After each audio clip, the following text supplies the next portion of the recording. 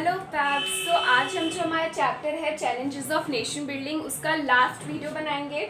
तो इस चैप्टर में हमने कवर करना है रीऑर्गेनाइजेशन ऑफ स्टेट्स टॉपिक।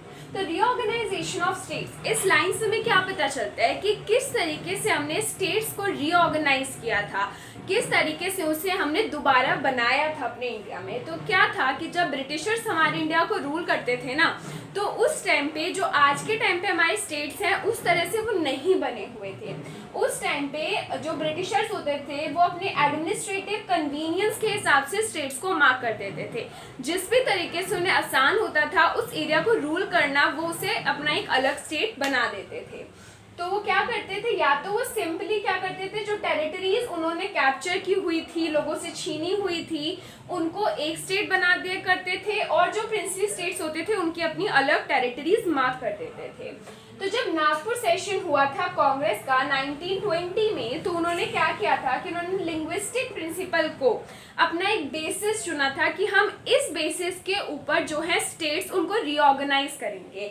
और इसी प्रिंसिपल पे, लिंग्विस्टिक प्रिंसिपल के ऊपर ही उन्होंने डिसाइड किया था कि वो अपनी पार्टी को भी रीऑर्गेनाइज करेंगे। ठीक है, तो अब इस चीज को, लिंग्विस्टिक प्रिंसिपल जो है, इस चीज से हमें प्रॉब्लम्स भी थी। कुछ दो प्रॉब्लम हमारे सामने आती हैं। सबसे पहले था डिस्ट्रप्शन।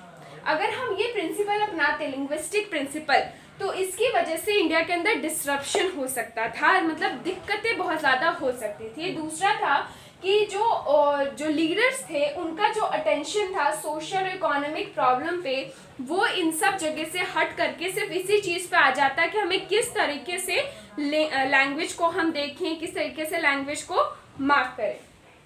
तो जो उस टाइम पे जब ये सब चीज़ें हो रही थी, तो उन्होंने सोचा कि भाई इतनी दिक्कतें हैं तो हम ये अभी नहीं करते, बाद में सोचा जाएगा कि स्टेट को कैसे करें, अभी इसी हिसाब से रख देते हैं जिस हिसाब से ब्रिटिशर्स ने किया था।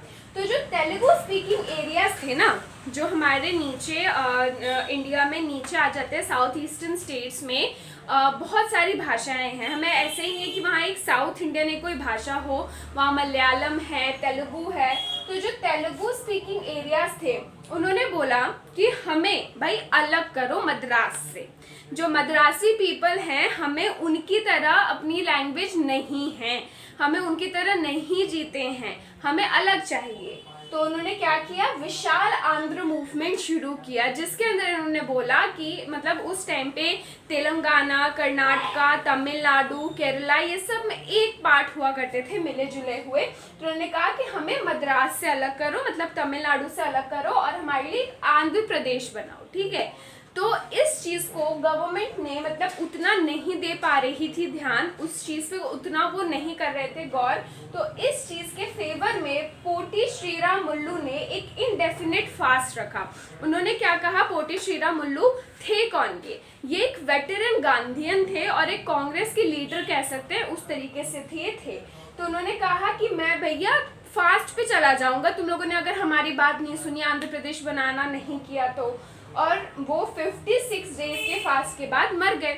अब जब पोटी श्रीरामुल्लू मरे, आंध्र प्रदेश के लिए वो खड़े होते हुए, तो लोगों के अंदर और भी ज्यादा हो गया कि यार भाई ये कैसी है, ये हमारी बात ही नहीं सुन रही गवर्नमेंट, हमारे ऊपर ध्यान ही नहीं दे रही गवर्नमेंट।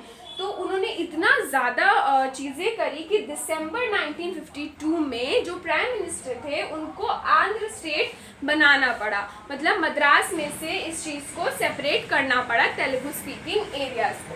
फिर आता है कि इस चीज़ को देखते हुए आंध्र प्रदेश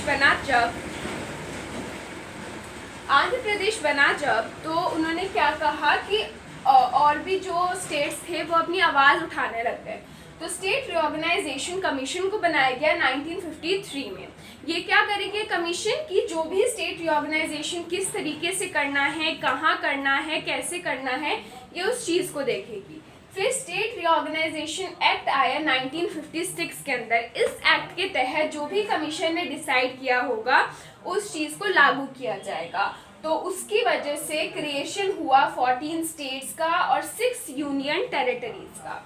तो इससे हमें क्या लगा था, पहले हमने कहा था कि कहीं डिसरप्शन या अटेंशन के ऊपर प्रभाव ना पड़े, पर हुआ क्या अब हमें ऐसा लगने लगा कि अगर हमने लोगों की डिमांड को एक्सेप्ट किया, लोगों की बातें सुनी, उनका काम किया, उनके हिसाब से चले, तो जो थ्रेट है, खतरा है सेपरेशन का या वायलेंस का, वो कम हो सकता है। तो जो पाथ था वो पॉलिटिक्स का अब सभी लोगों के लिए खुल गया था। अब लैंग्वेज कितनी बड़ी चीज़ है।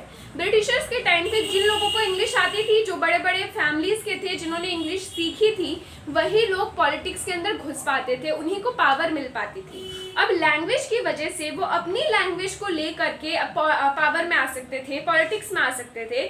तो कितना प्रभाव पड़ रहा था एक लोकल लोगों के लिए भी, जो बहुत ही नीचे स्तर पर रहते हैं।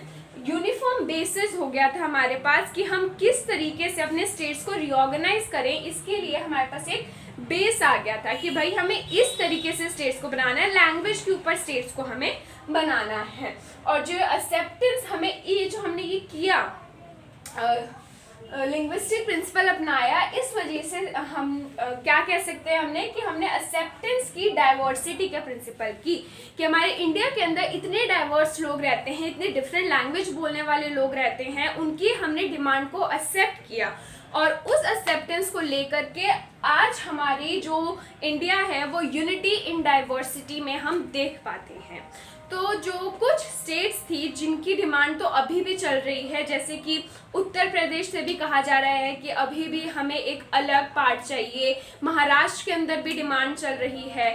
और कुछ स्टेट्स जो थी जो बाद में कार्व आउट की गई थी, जैसे झारखंड नहीं था पहले, वो पहले बिहार का ही पार्ट हुआ करता था, तो उसको डिवाइड किया गया, छत्तीसगढ़ बना, उत्तराखंड बना, ठीक है। तो ये सब चीजें थी जो बाद में भी डिवाइड होती रही, एकदम से सब कुछ डिवीजन नहीं हो गया था चीजों का।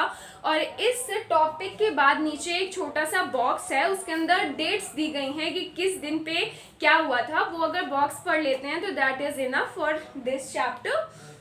सो हमारे चैप्टर खत्म होता है, चैलेंजेस ऑफ नेशन बिल्डिंग। अब हम नेक्स्ट चैप्टर करेंगे अगली वीडियोस में। तो अगर आपको ऐसी वीडियोस और भी देखनी है तो ज़रूर अपने फ्रेंड्स के साथ शेयर करें, सब्सक्राइब करें और लाइक करें। Thank you.